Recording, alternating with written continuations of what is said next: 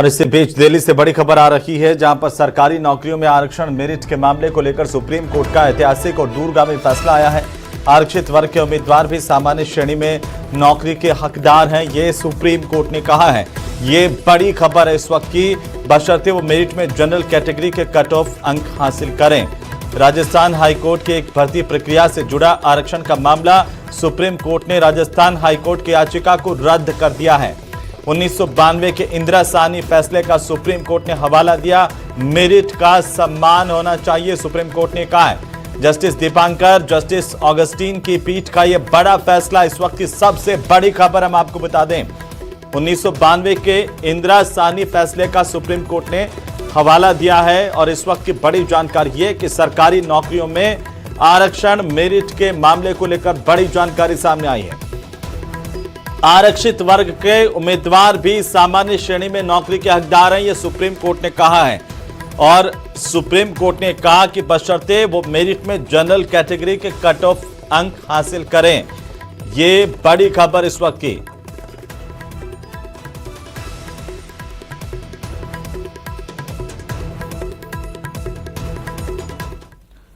तो वेनेजुएला में भले ही डोनाल्ड ट्रंप ने महज 30 मिनट में तख्ता पलट कर दिया, लेकिन क्या अमेरिका इसी तरह से ईरान में 36 साल के खामनेई के शासन का तख्ता पलट कर सकता है? ये कयास इसलिए भी लगाए जा रहे हैं क्योंकि ईरान में जिस तरह से हिंसक प्रदर्शन हो रहे हैं, उसकी आड़ में ट्रंप ने ऐलान कर दिया कि अब वक्त आ गया है कि ईरान के क्रूर शासकों का अंत जल्द हो जाएगा। रिपोर्ट देखिए।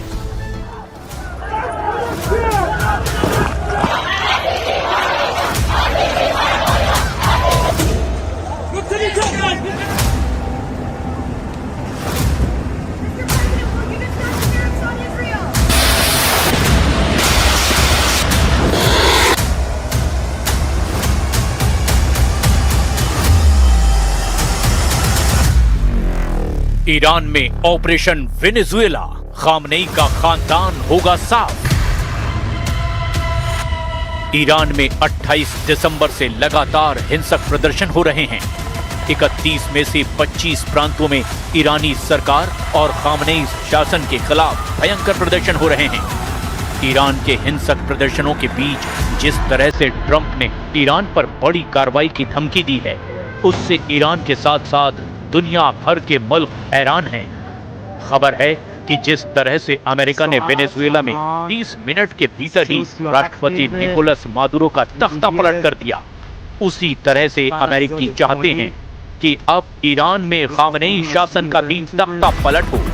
ट्रंप और प्रधानमंत्री नेतन्याहू चाहते हैं कि 36 साल से जिस तरह से अमेरिका और इजराइल के कट्टर दुश्मन खामनेई ईरान में डटे हुए हैं, उन्हें अगर हटा दिया जाए तो अमेरिका आसानी से ईरान को घुटनों पर ले आएगा। वेनेजुएला में अमेरिकी डेल्टा फोर्स के सफल ऑपरेशन के बाद से अब ईरान पर 3 गुना खतरा पैदा हो गया है। हम अब आपको दिखाने जा रहे हैं कि कैसे अमेरिका और इजराइल मिलकर के वेनेजुएला की तट पर ही ईरान में भी खामनेई शासन का तख्ता पलट करना चाहते हैं, जिसके दम पर मिडिल ईस्ट में अमेरिका और इजराइल का जबरदस्त दबदबा हो जाए। ट्रंप के टारगेट पर खामनेई के 4 वफादार। लगता है अमेरिका को ईरान में वो मौका मिल गया है जिसके दम पर अमेरिका ईरान को तबाह कर सकता है, या यूं कहें कि खामनेई शासन का खात्मा कर सकता है। ईरान अच्छी तरह से जानता है कि 86 साल के हो चुके ईरान के सुप्रीम लीडर अली खामनेई इस वक्त सबसे कमजोर स्थिति में। 28 दिसंबर से ईरान में बेतहाशा महंगाई, खस्ताहाल आर्थिक हालत और ईरान की मुद्रा रियाल की कीमत में ऐतिहासिक गिरावट ने अब ईरान को हिंसक प्रदर्शनों की भट्टी में झोंक दिया है। इस वक्त ईरानी सरकार और शासन बेहद कमजोर स्थिति में पहुंच चुका है। ताजा अपडेट्स के मुताबिक ईरान में चल रहे हिंसक प्रदर्शनों में 1 दर्जन से ज्यादा लोग मारे जा चुके हैं। ईरान में 4 मौतें ट्रंप की उस धमकी के बाद हुई हैं, जिसमें ट्रंप ने कहा था कि अगर ईरान में कोई प्रदर्शनकारी मारा गया तो अमेरिका चुप नहीं बैठेगा। ट्रंप ने कहा था कि अमेरिका ने ईरान पर हमले की तैयारी पूरी कर ली है। ऐसे में खबर ये आ रही है कि अमेरिका ऑपरेशन वेनेजुएला की तर्ज पर ही अब ईरान में भी एक बड़ा ऑपरेशन कर सकता है। ऐसे कयास लगाए जा रहे हैं कि अमेरिका खामनेई समेत 4 लोगों को वेनेजुएला के राष्ट्रपति निकोलस मादुरो की तरह ही अगवा कर सकता है या फिर मार भी सकता है। जरा आप भी जान लीजिए कि कौन है वो 3 वफादार जिन्हें खामनेई शासन का उत्तराधिकारी माना जा रहा है और अब वो अमेरिका के टारगेट पर आ चुके हैं। ईरान में ऑपरेशन वेनेजुएला, ट्रंप का टारगेट खामनेई और वफादार।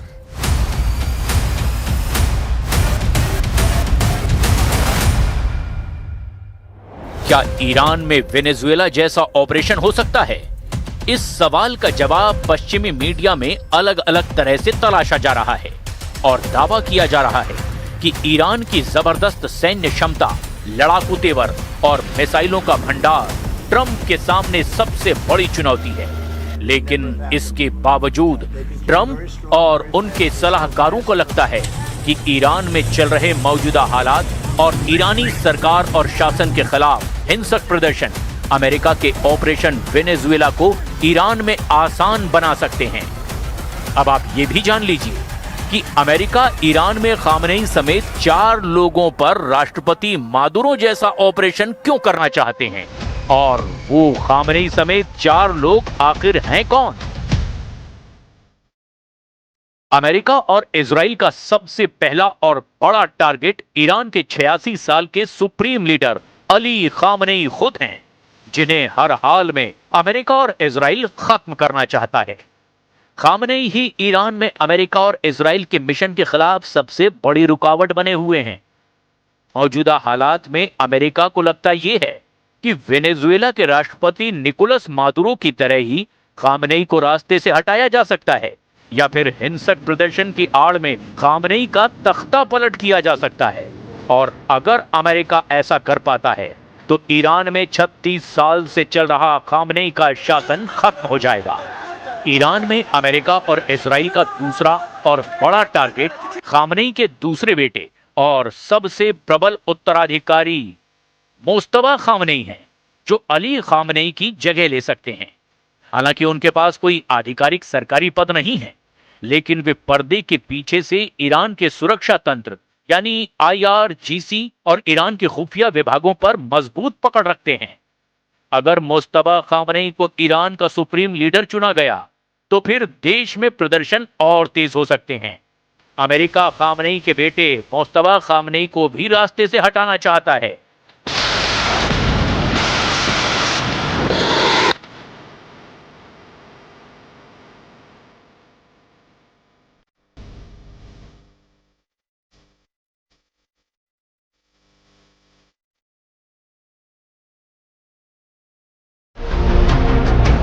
अमेरिका का ईरान में तीसरा बड़ा टारगेट है ईरान के एक प्रभावी धर्मगुरु अली रेजा अराफी।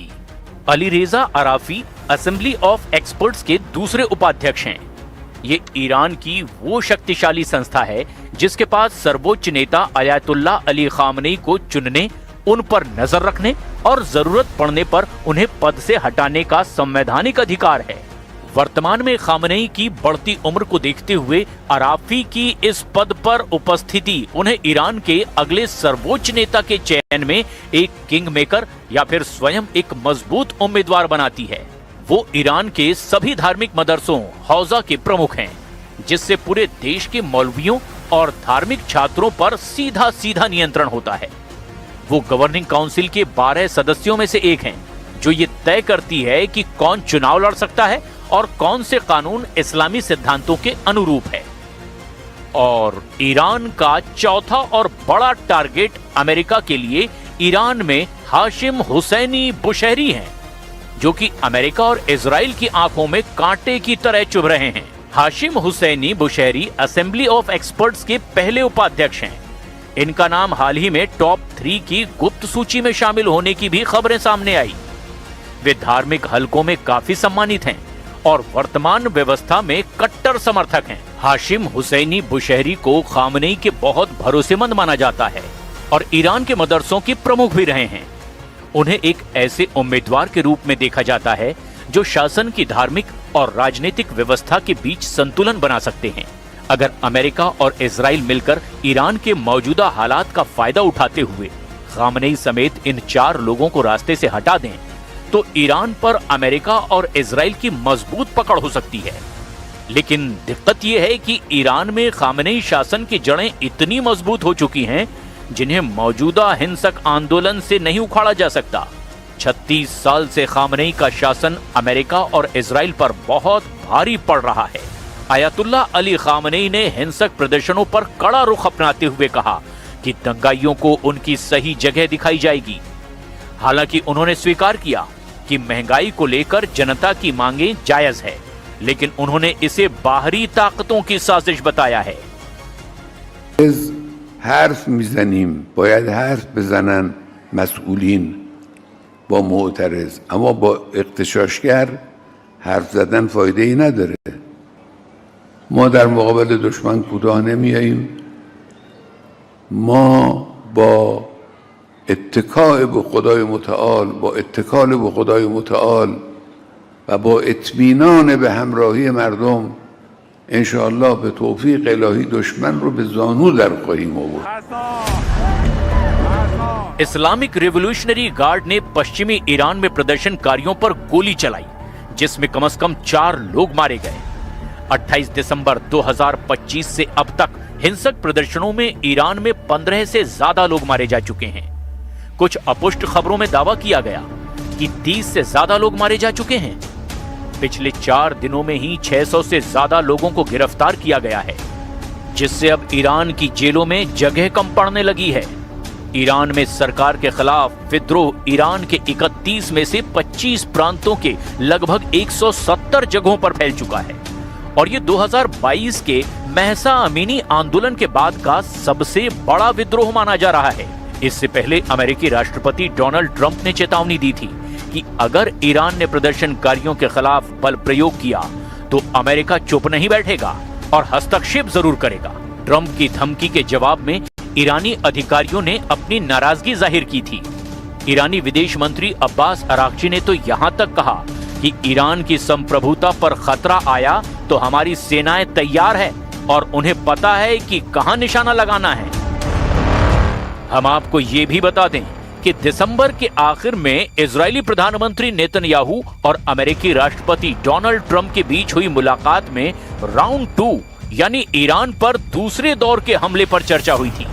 इजराइल का मानना है कि जून 2025 के युद्ध में जो काम अधूरा रह गया था उसे अब पूरा करने का समय है।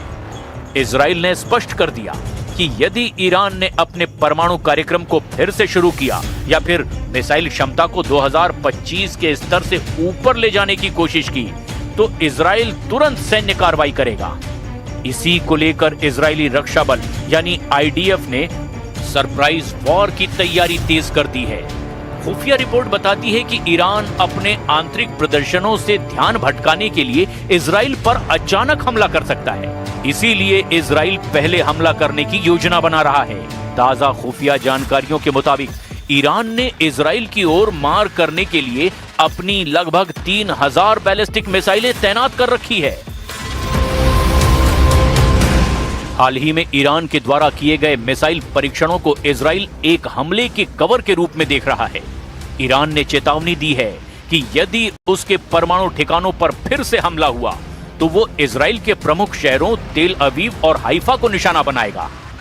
ईरान के पास मौजूद फत्ताह जैसी हाइपरसोनिक मिसाइलें इजराइल के लिए सबसे बड़ी चिंता है, क्योंकि इन्हें रोकना आयरन डोम या एरो सिस्टम के लिए भी बेहद गंभीर चुनौती हो चुकी है। इधर ट्रंप ने ईरान के खिलाफ लॉक्ड एंड लोडेड वाली धमकी दी है। राष्ट्रपति ट्रंप ने संकेत दिए हैं कि वो ईरान के मिसाइल और परमाणु ठिकानों पर इजराइल के द्वारा किए जाने वाले किसी भी हमले का पूरी तरह से समर्थन करेंगे। मध्य पूर्व में अमेरिका ने अपने घातक V2 स्टील्थ बॉम्बर्स की गतिविधि बढ़ा दी है, जो सीधे तौर पर ईरान के भूमिगत परमाणु ठिकानों जैसे फोर्डो को तबाह करने के लिए भी जाने जाते हैं। विशेषज्ञ मानते हैं कि ईरान की सरकार इस समय फंसी हुई है। एक तरफ देश के भीतर भीषण हिंसक प्रदर्शन हो रहे हैं और दूसरी तरफ बाहर इजराइल अमेरिका का दबाव है। ऐसी स्थिति में ध्यान भटकाने के लिए ईरान इजराइल के साथ सीमित मिसाइल युद्ध शुरू कर सकता है। अब देखना यह होगा कि क्या अमेरिका ईरान के खिलाफ वेनेजुएला जैसा ऑपरेशन करने की हिम्मत जुटा पाता है या नहीं।